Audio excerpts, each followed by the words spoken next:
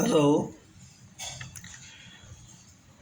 જગતનો કોઈ પણ ધર્મ પકડો, દરેક ધર્મમાં ઈશ્વર મનુષ્ય દેહવાળા જ હશે. આનું મુખ્યત્વે કારણ એ જ છે કે ઈશ્વરો અને ધર્મોનો સર્જનહાર મનુષ્ય જ છે. આપણે મનુષ્યના હજાર અવગુણો જોઈએ છીએ, છતાં આપણને ઈશ્વર તો માનવ સ્વરૂપવાળા જ જોઈએ છે.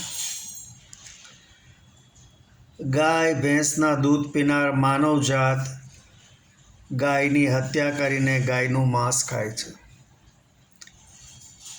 માનવજાત રોજ લાખો ટન માછલીઓનું ભક્ષણ કરી જાય છે. માનવજાત રોજ લાખો મુર્ગીઓની ગરદન કાપી તેનું ભોજન કરી જાય છે. મનુષ્યો વિકાસ કરવા લાખો વૃક્ષોનું નિકંદન કાઢી નાખે છે.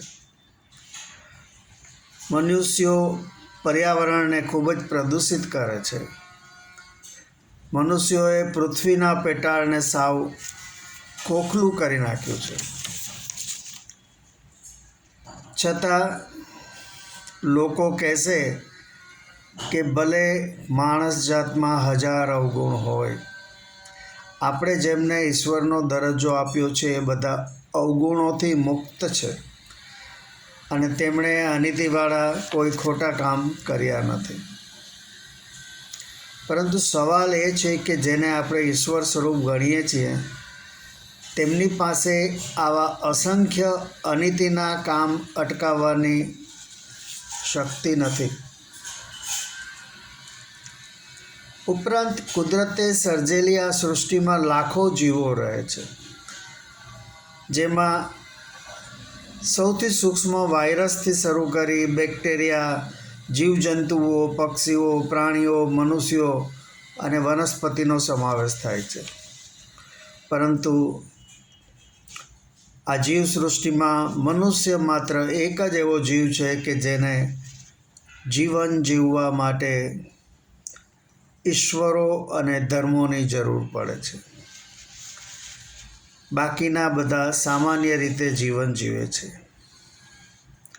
ગાય, ભેંસ, કૂતરા, વાંદરા, પક્ષીઓ, હિંસક અને અહિંસક જંગલી પ્રાણીઓ વગેરે કોઈને ધર્મનું પાલન કે ઈશ્વરની ભક્તિ કરવી પડતી નથી. કહેવાય છે કે The problem with the world is that the intelligent people are full of doubts, while the stupid ones are full of confidence. આપણે ત્યાં ઘણા લોકોને સચોટ ખબર છે કે સ્વર્ગમાં શું ચાલે છે, નર્કમાં શું ચાલે છે, મોક્ષ કઈ રીતે મળે.